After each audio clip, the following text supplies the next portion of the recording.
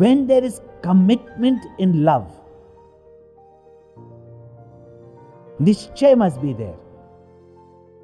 And love brings about commitment. If there's no commitment, what type of love is it?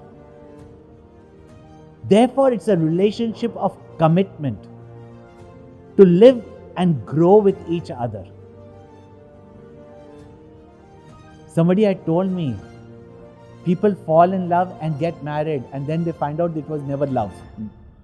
But even they, if they stay with each other for long, they do discover something which is not a butterfly feeling, something which is not a heart-throbbing feeling, something which is not an excitement,